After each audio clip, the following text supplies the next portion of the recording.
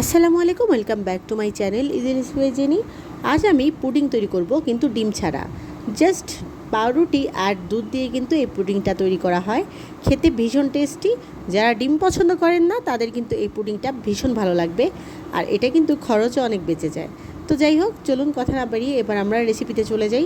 প্রথমে আমি এখানে পাউরুটির সাইড অংশটা ফেলে দিয়ে নিচ্ছি, ব্রাউন অংশটা। আর ব্রাউন অংশটা কিন্তু ফেলে দেবো না, এটা দিয়ে কিন্তু ব্রেড ক্রাম্ব তৈরি করা যায় বাসায়।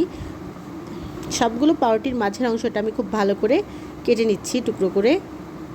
4 পিস পাউরুটি ইউজ করেছি। এই তো কেটে নেওয়া হয়ে গিয়েছে। এবার আমি এই অংশটাকে একটা ব্লেন্ডারের জারে খুব ভালো করে ব্লেন্ড করে নিব।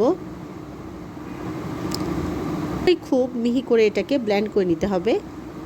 এই তো আমার ব্লেন্ডার করা হয়ে গিয়েছে, দেখুন খুব মিহি হয়ে গিয়েছে। একটি পাত্রে তুলে এটাকে আমি সাইডে রেখে দেব। এবার অন্য একটি পাত্রে আমি 4 টেবিল চামচ পরিমাণের কাস্টার্ড পাউডার নিয়ে নিচ্ছি। পাউডার নিয়ে পরিমাণ মতো পানি দিয়ে দিচ্ছি আর এটাকে খুব ভালো করে গুলে নেব। এবার আপাতত এটাকে আমি সাইডে রেখে দিচ্ছি। এবার একটি পাত্রে আমি 1/4 কাপ পরিমাণের চিনি দিয়ে এটাকে আমি ক্যারামেল তৈরি করে নেব। এই যে ক্যারামেল তৈরি করে আমি কিন্তু একটা পাত্রে ঢেলেও রেখেছি। এবার আমি পরিমাণ মতো দুধ দিয়ে দিচ্ছি। আমি এখানে 2 কাপ পরিমাণে দুধ দিয়েছি। এটা আগে থেকে কিন্তু জাল দিয়ে রাখা দুধ ছিল। তার মধ্যে আমি 1/3 কাপ পরিমাণে চিনি দিয়ে দিচ্ছি। আর চিনির পরিমাণটা কিন্তু সবার মন মতো, যে যতটা চিনি খায় ততটুকুই দেবে। এবার আমি খুব ভালো করে চিনিটা গলা পর্যন্ত ওয়েট করব। তারপরে আমি দিয়ে দিচ্ছি এর মধ্যে সেই আগে থেকে গুলে রাখা কাস্টার্ড পাউডারটি। এবার কাস্টার্ড পাউডার দিয়ে খুব ভালো করে এটাকে নাড়াচাড়া করে নিচ্ছি। এবার খুব ভালো করে নাড়াচাড়া করে নেব যেন দলা পেকে না যায়। নাড়াচাড়া করতে করতে এর মাঝে মাঝে আমি পাউরুটির কিন্তু সেই গুঁড়াটা দিয়ে দিচ্ছি। আমি একবারে দিব না, বারবার অল্প অল্প করে খুব ভালো করে মিক্সড করে নেব যেন এর মাঝে কোনো দলা পেকে না যায়। সব কিন্তু একদম মিহি হতে হবে। এবার খুব ভালো করে মিশ্রণটা তৈরি করার পর একটুক্ষণ জাল দিয়ে নিচ্ছি।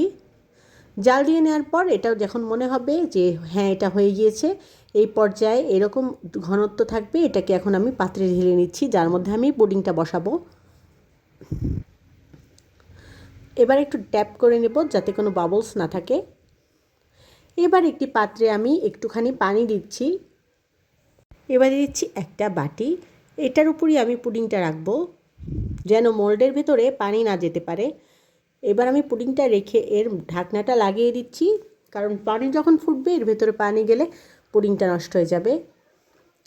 এই তো এই পর্যায়ে আমি এটাকে চাপ দিয়ে ঢেকে দেব। একদম 30 মিনিটের জন্য এটাকে আমি ঢেকে দিয়ে দিচ্ছি। 30 মিনিট হয়ে গেছে আর এটা কিন্তু ঠান্ডাও হয়ে গেছে। খুব ভালো হয় ফ্রিজে রাখার পর এটাকে মোল্ড আউট করা, কিন্তু আমার একটু তাড়ার কারণে আমি ফ্রিজে বেশিক্ষণ রাখতে পারিনি, যার কারণে আমার মোল্ড আউট করার সময় সাইডে একটু নষ্ট হয়ে গেছে। কিন্তু খেতে কিন্তু ভীষণ টেস্টি হয়েছে।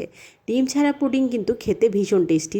যারা ডিম খুব একটা পছন্দ করেন না তাদের জন্য কিন্তু এটা খুবই মজাদার হবে। আর খেতে কিন্তু আসলে অনেক মজা হয়েছিল। আজ এই পর্যন্তই। সবাই ভালো থাকবেন। আল্লাহ হাফেজ। Thank you for watching.